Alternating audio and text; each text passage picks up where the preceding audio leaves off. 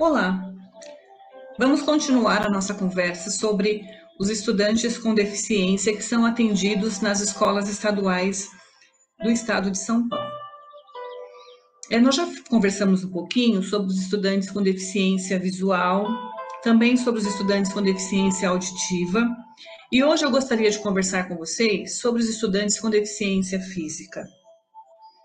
Eu até coloquei na descrição desse vídeo uma exclamação: deficiência física, chega de confusão. Eu penso que hoje eu terei mais dificuldade para falar com vocês sobre os estudantes com deficiência física. Primeiramente, por não ser a minha área de formação, como eu já disse no primeiro vídeo.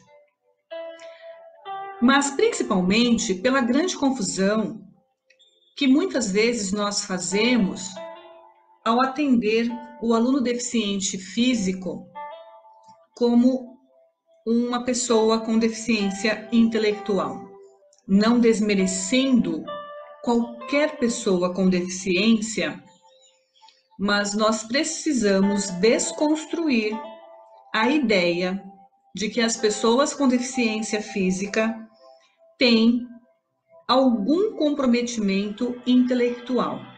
Sabe, nós, enquanto pessoas, temos o hábito de julgar as pessoas pela aparência, pela capa que vestimos, né? Pela roupa, pela forma como a pessoa arruma o seu cabelo, como a pessoa se veste, como a pessoa gosta de se arrumar. Alguns preferem um jeito mais social, outros preferem um estilo mais descolado. E nós costumamos colocar alguns rótulos de acordo com a imagem que nós temos já pré-construída a respeito dessas variantes todas que eu acabei de falar. E não é diferente quando nós olhamos para um estudante com deficiência física.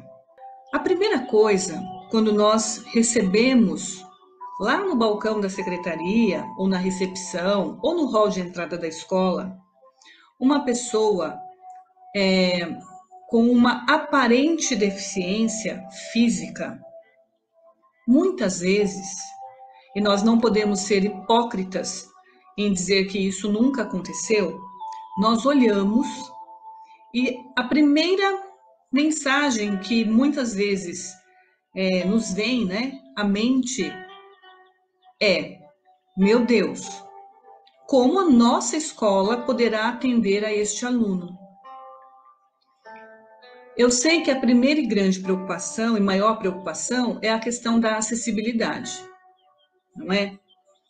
Principalmente quando esta pessoa usa uma cadeira de rodas e a sua escola não tem uma rampa, a sua escola não tem um elevador.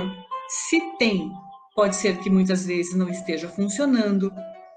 Você tem uma escola que foi construída numa determinada época em que as construções, as edificações não seguiam as normas, né, que hoje nós temos de construção.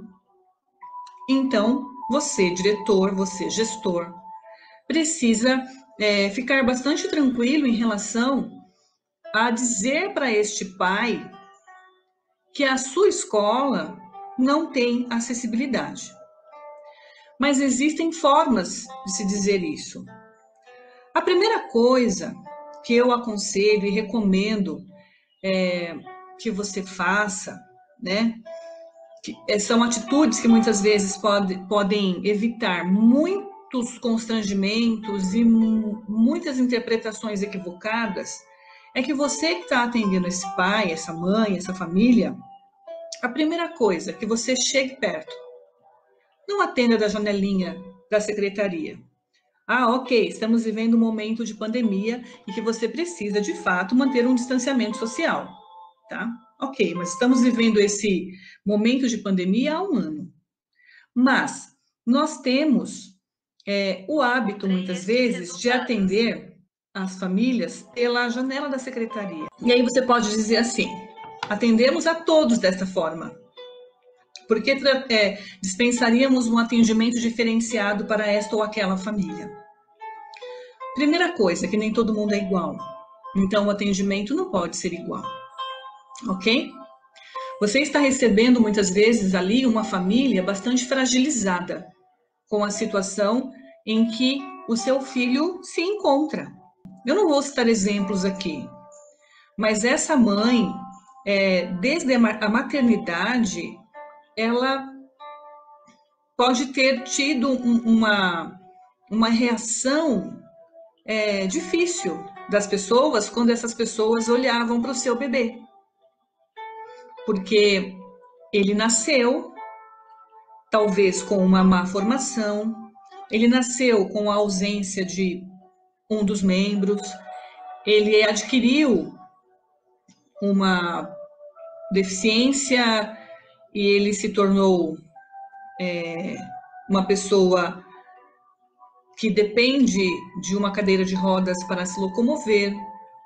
Ele pode ter uma deficiência que fez com que ele tivesse uma estrutura física, me perdoem os educadores físicos, eu não sei os termos técnicos, mas essa criança está numa cadeira de rodas, num corpo diferente daquele que você está acostumado a receber na secretaria da sua escola. Como eu disse no início, todos nós somos diferentes, mas a nossa hipocrisia pede para que nós tenhamos um padrão, né? Um padrão que já foi estabelecido como um padrão normal. Então, esta família precisa ser acolhida, ainda que a sua escola não tenha acessibilidade. Não é da janelinha da secretaria que você vai dizer, olha, essa escola não pode atender o seu filho, porque aqui nós não temos rampa. Você já ganhou um problema. Se esta família mora na sua comunidade, você já ganhou uma família que vai falar mal da sua escola. Ah, mas ela não entende porque ela não quer. Não é tão simples assim. Né? Quando nós nos colocamos na posição do outro, na condição do outro, é muito difícil se colocar na posição do outro. Mas se a gente pudesse olhar o mundo com os olhos do outro, nós entenderíamos muitas vezes o porquê de algumas críticas, né? Ao atendimento, à gestão escolar. Então, uma recomendação, e eu sempre digo isso para os diretores do meu setor de trabalho, é preciso permitir que essa família entre na escola, que ela conheça os espaços. Ah, Beth, mas como é que ela vai conhecer se ela não consegue nem subir, né? Mas se você conseguir, pelo menos do hall de entrada, colocar no pátio, no saguão, vamos pegar alguns exemplos, como a escola Joviano, que é uma escola que não tem elevador, ela não tem rampa de acesso, mas tem uma equipe maravilhosa, que ama as pessoas com deficiência. Então, o atendimento, ele começa ali, na portaria, na secretaria. Então, você traz essa família para dentro da escola, você mostra a dificuldade, né? Você mostra para ela que a sua escola não está preparada para recebê-la, mas você dá um encaminhamento, né? Você senta junto. Olha, eu vou ligar para Maria Leonor, para Henriqueta, agora mesmo, para saber qual é a melhor escola, a escola mais próxima da sua casa, que vai atender o seu filho, a sua filha, dentro da necessidade que ele tem, ok? Isso se for uma pessoa com cadeira de rodas. Por quê? Os demais deficientes físicos conseguem subir escadas, ok? Aqueles que usam andador, não. E nós não podemos, com a maior boa vontade, carregar esta criança, né, no colo, ou vamos carregar a cadeira de rodas. Eu sei que muitos que estão ouvindo podem estar pensando, Beth, você não sabe de nada. A gente já carregou muita cadeira de rodas aqui nessa escola. Mas não é justo com você e não é justo com o aluno. que se coloca numa situação constrangedora, tá?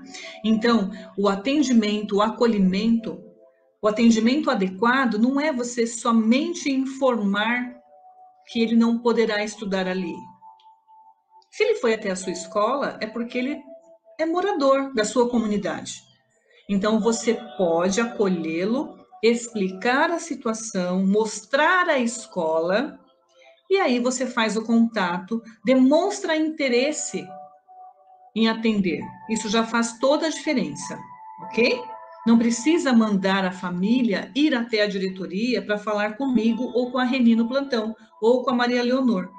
Você mesmo, diretor, pode fazer esse contato, tá? Manda um e-mail, liga no plantão, mas demonstra interesse. Pega o telefone daquela família, né? Eu vou ligar para a senhora. Não estou conseguindo agora, mas eu vou ligar assim que eu tiver uma resposta dos departamentos, né, dos centros, lá da diretoria de ensino.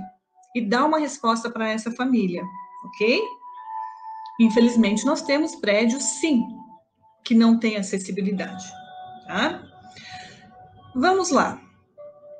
O que eu já disse nos 2 últimos vídeos. Você recebeu uma criança com deficiência física e você está de posse de um laudo. O que a gente precisa fazer? Buscar lá no nosso amigo Google o que significa aquele CID, ok? Então, lá na instrução CEGEB, do dia 14 de janeiro de 2015, na instrução que trata especificamente da deficiência física, nós temos quem são os estudantes considerados com deficiência física.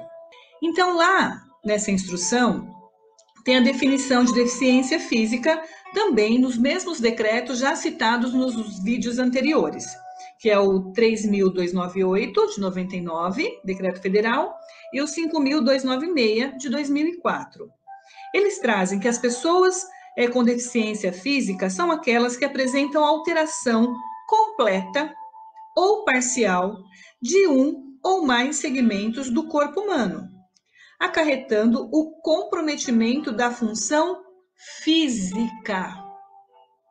Eu vou repetir: função física.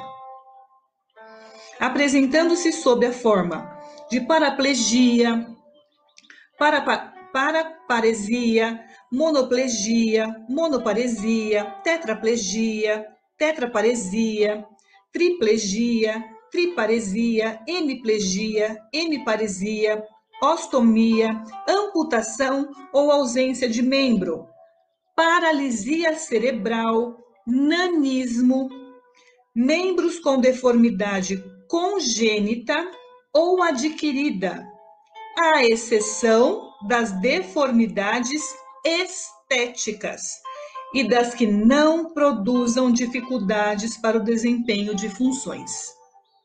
Então, se é uma questão estética que não produz dificuldades para o desempenho de funções, não é deficiente físico. Eu não vou ficar citando exemplos aqui, tá bom? Eu não quero expor ninguém, mesmo porque, como eu já disse, não é a minha área. Eu posso dar um exemplo que não é um exemplo correto, então eu não vou citar exemplos.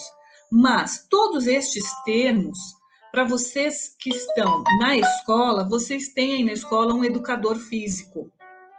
Peçam para esse educador físico conversar um pouquinho com vocês sobre todas essas deficiências físicas, porque ele, como educador físico, conhece muito bem as funções do nosso corpo e ele vai poder conversar um pouquinho com vocês sobre essas deficiências. Eu estou falando do educador físico, mas a deficiência física não tem ligação com aulas de educação física. Vamos colocar assim, há uns 2 anos, eu recebia muito questionamento sobre o professor de educação física, ele pode dar aulas para as crianças com deficiência física? Pode, se ele tiver uma especialização em deficiência física, ok? Não é porque ele tem uma formação em educação física que ele pode trabalhar em salas de recurso ou itinerância. Essa é a legislação que nós temos para hoje, ok? Ele é um especialista, sim, como educador físico, mas a questão da deficiência física não tem ligação com a prática de educação física, muito menos de fisioterapia. A gente vai conversar um pouquinho sobre isso mais para frente.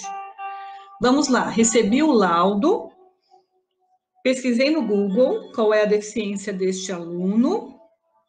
Qual o segundo passo? Você vai buscar um relatório de outra escola, né, de onde ele está vindo, para saber se ele tinha atendimento no AEE na escola anterior. Ponto. Aquela conversa que eu já falei para vocês, que é preciso ter com a família para saber qual é o grau dessa deficiência. Bom, eu fiz questão de frisar aqui para vocês que o comprometimento é da função física e não das funções cognitivas, das funções intelectuais. Então, o deficiente físico, ele não tem deficiência intelectual. Pode ser que esta criança que passou por alguma doença e adquiriu uma deficiência física e ficou com alguma sequela, né, neurológica, tenha também uma deficiência intelectual. Mas quando você tem um laudo exclusivo de deficiência física, esse estudante, por mais comprometimento físico que ele tenha, ele não pode ser atendido na sala de recurso ou na itinerância da deficiência intelectual. E é muito triste, porque a gente já vem há algum tempo olhando na sede e fazendo uma leitura mesmo de quem são esses alunos que estão nas salas da deficiência intelectual. E nós encontramos muitos alunos com deficiência física matriculados na deficiência intelectual. Tá? Então, não é assim. Eu não tenho aqui um atendimento de deficiência física. Ah, coloca lá na deficiência intelectual mesmo. Não. A pessoa com deficiência física, ela tem um corpo com um comprometimento, mas ela tem o seu intelecto, a sua inteligência preservada.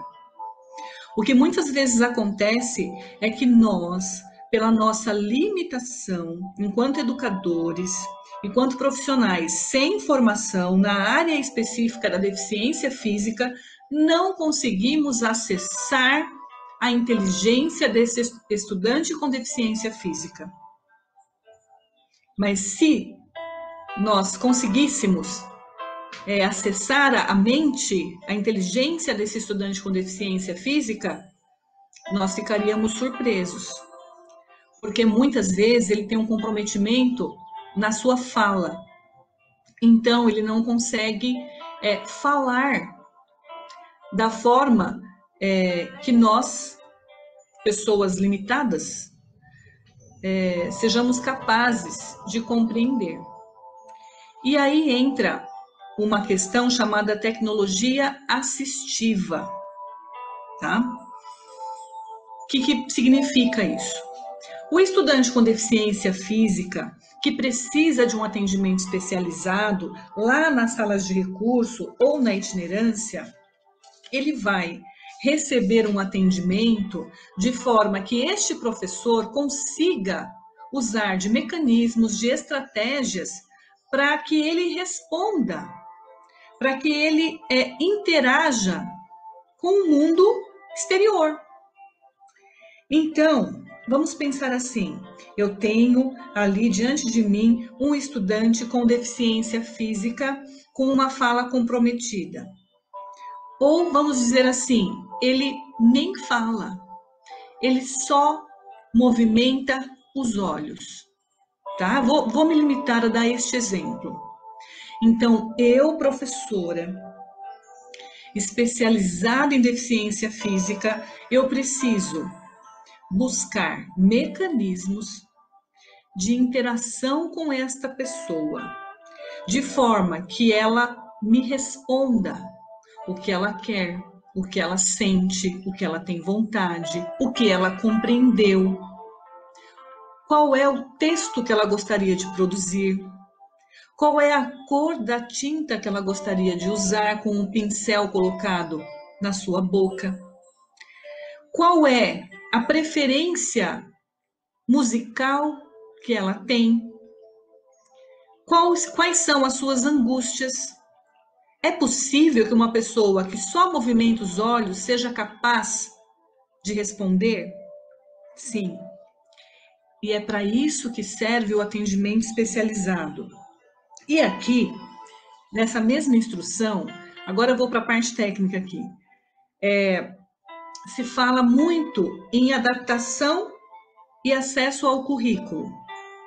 De que forma? Usando as tecnologias assistivas. E eu vou dar alguns exemplos para vocês. Uso da comunicação alternativa ou suplementar de baixa e alta tecnologia.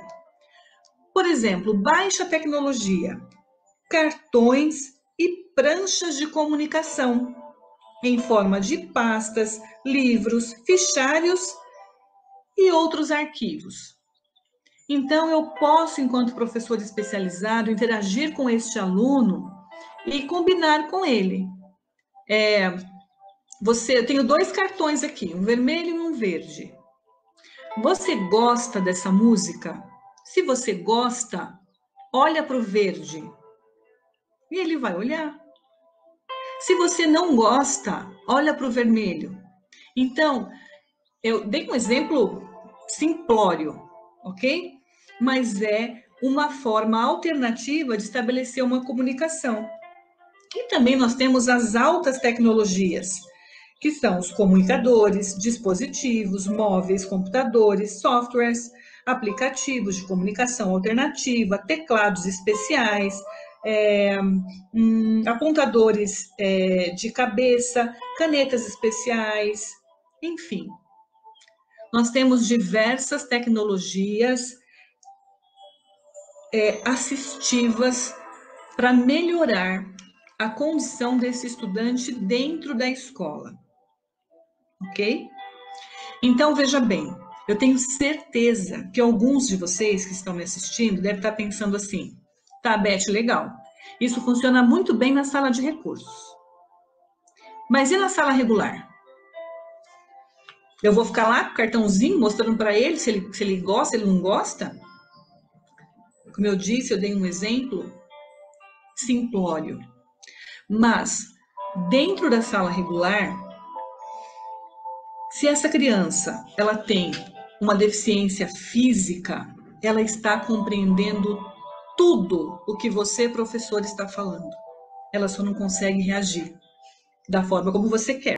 Então, esta interação entre o professor da sala de recursos com o professor da sala regular, ela é condição sine qua non para o sucesso da inclusão.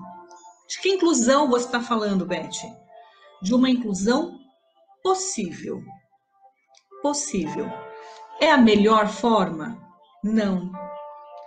Mas é uma inclusão que hoje é possível, com a parceria envolvendo a família, o professor especializado e o professor da sala regular. Você está falando de um mundo ideal. Sim, eu estou falando de um mundo ideal. Mas nós, enquanto gestores, precisamos dar o primeiro passo, né? Precisamos, pelo menos, tentar. Não podemos ficar na mediocridade de falar assim, isso não dá certo. Imagina, o que esse menino vai fazer aqui na sala?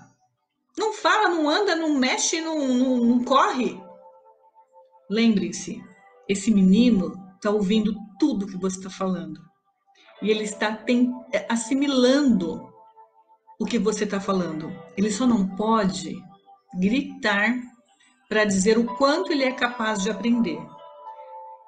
E gritar para dizer para nós que nós é que não sabemos como entrar no mundo dele. tá? E eu falo isso com a maior certeza do mundo, quanto à deficiência física. Existem outros casos de pessoas com deficiência física que contam também com a deficiência intelectual. Então, nós chamamos de deficientes múltiplos, aqueles casos que têm uma deficiência intelectual e uma deficiência física, tá? Deixa eu parar de falar aqui porque eu me empolguei. Gosto muito de falar desse processo de inclusão que é possível, tá? Então, nós temos exemplos muito positivos. Já ouvi muitos relatos. Eu ouvi uma vez de um professor, se eu não me engano, ele era professor coordenador da escola Massaí Tsikini, não, da escola Gilberto de Carvalho. E ele falava com encantamento que ele levava o aluno para uma sala e ele usava um programa de interação com esse aluno. Ele falou isso numa das formações que eu fiz com a Rogata. E ele nem era profissional especializado em deficiência física, mas ele gostava muito de conviver e de aprender com essas pessoas com deficiência, ok? Só reforçando, as pessoas com paralisia cerebral que têm algum comprometimento motor, né? Às vezes dos dois lados, às vezes de um lado só, às vezes só dos membros superiores, às vezes dos membros inferiores, às vezes dos membros superiores e inferiores. Paralisia cerebral também é atendido na sala da deficiência física. Dá uma olhadinha depois lá na sede e verifica se na tua turma de DI não tem nenhum aluno com paralisia cerebral. Até pode ter, desde que ele também tenha uma deficiência intelectual, tá? Então, vamos lá. Quando você conseguir chegar à conclusão de quem é essa criança, qual é o seu laudo, aí o próximo passo é a inclusão no AEE. Todas as pessoas com deficiência física precisam do atendimento especializado? Não. Eles têm o direito, mas muitos não precisam. E aí vocês têm diversos exemplos nas suas escolas de deficientes físicos que vão para a escola, na sua cadeira, já são atendidos com uma carteira adaptada, com uma carteira que ela é inclinada, né, para que ele possa fazer os seus registros. Então, você não precisa ter todos os deficientes físicos na sala de recurso. Por exemplo, uma pessoa que não tem um membro, ele precisa estar na sala de recurso? Não. Desde que aquela deficiência não seja motivo de comprometimento do seu desenvolvimento, não precisa. Tá? Nós temos, por exemplo, que analisar ali os expedientes de transporte especial e de cuidador, e nós, às vezes, quando vamos consultar o CID, nós achamos uma deformidade de pé chato, né? Eu tenho pé chato, então eu também tenho deficiência física. Aliás, eu não tenho só o pé chato, não. Mas veja bem, a deficiência física, claro, nós temos pessoas, crianças que precisam de órteses, né, para poder caminhar, passou por cirurgia no seu pezinho, porque o pé nasceu retrovertido, bom, enfim. Mas nem todos os estudantes com deficiência física precisam ir para a sala de recursos, ok? Ele vai a partir do momento que ele tem uma deficiência que compromete a sua aprendizagem e que ele precisa ser atendido com aquelas tecnologias assistivas que eu acabei de falar. E o cuidador? Bom, já matriculou lá na sala de recursos. Beth, mas eu não tenho sala de recursos aqui. Na diretoria de ensino, a gente tem na escola Gilberto de Carvalho, sala de recursos de deficiente físico. Nós temos sala de recursos na escola Jacques Cousteau. E aí nós temos itinerâncias. Na região de Palmeiras, eu não sei se a escola Igesca tem sala de recursos, mas nós temos muitas itinerâncias que foram criadas para os estudantes com deficiência física, tá? Então, se você é da região ali do Badra, você fique sabendo que na escola Jacques Cousteau nós temos sala de recursos de deficiência física, tá? Mas o procedimento para abertura de itinerância é o mesmo da deficiência visual, é o mesmo da deficiência auditiva. O estudante já está matriculado na sala de atendimento especializado. Ele precisa do cuidador? Depende. Você também vai olhar, né, para saber se essa criança vai precisar de um apoio para alimentação, higiene e locomoção. E eu vou dizer o que eu disse lá na deficiência visual. O cuidador para o deficiente físico não deve ser um apoio permanente. Nós temos que trabalhar a autonomia desses estudantes, tá? A criança passa todo o ensino fundamental na escola sendo atendido por um profissional cuidador e chega uma hora que ele não quer mais. Ele não quer mais ir ao banheiro acompanhado de um cuidador no ensino médio, tá? Então, em alguns casos, essa autonomia precisa ser trabalhada para que seja retirado esse profissional, para que o estudante tenha autonomia para as atividades da vida diária. Tá? Isso não é falta de sensibilidade, falta de compaixão, pelo contrário, nós não temos que ter compaixão com esses estudantes, não. Temos que cumprir o direito, tá? E garantir a ele todos os apoios necessários.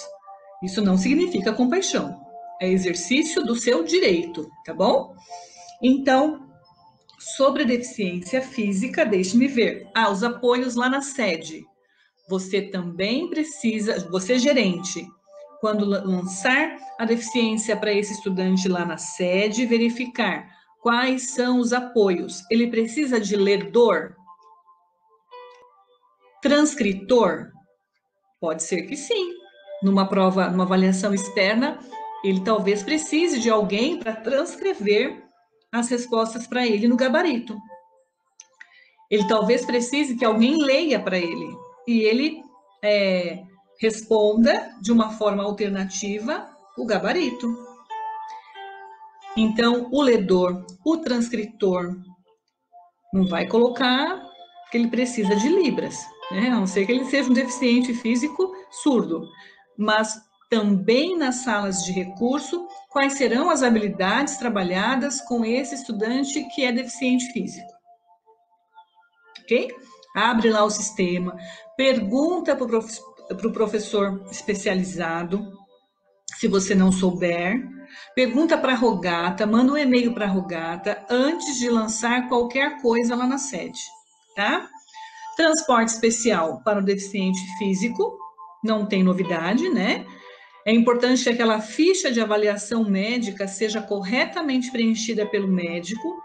Muitas vezes, o estudante tem o direito, por conta da sua deficiência, e na hora de preencher aquela ficha de avaliação médica, o médico assinala que ele não tem,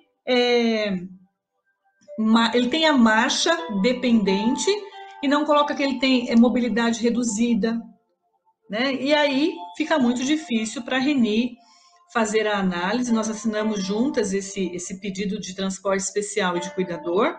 Então, essa ficha de avaliação médica, principalmente dos estudantes com deficiência física, precisa ser muito bem preenchida pelo médico, tá bom? Bom, eu acho que vocês terão mais dúvidas em relação à deficiência física, porque nós temos muitos estudantes, muitos, com paralisia cerebral. Pessoas que são caixinhas de surpresa, né? A gente não sabe o que tem ali dentro guardado. Então, é muito difícil você avaliar e responder, sim, ele precisa de um atendimento especializado, ou não, ele não precisa. Então, volto a dizer, diálogo, conversa, observação, e é o professor da sala regular, é quem vai dizer, este aluno precisa sim de um recurso a mais, ele precisa sim de uma adaptação de recurso, de acesso ao currículo, ele precisa sim. Então, é importante ouvir os pais, mas é importante também ouvir os professores, porque eles, melhor do que nós, que estamos longe da sala de aula, né? Pelo menos eu da rede estadual, nós avaliarmos, olhando para um papel frio, se aquela criança precisa ou não frequentar a sala de recursos. Última coisa, a sala de recursos ela não é para a vida toda, ela tem um tempo, ok? Existe um momento em que essa criança está adaptada, ela está com independência, com autonomia para resolver as suas questões. Se o aluno chegar para vocês nos anos iniciais e você conseguir fazer com que seja desenvolvido com ele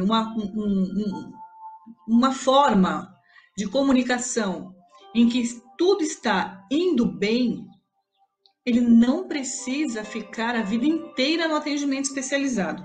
Isso é para todas as deficiências, tá?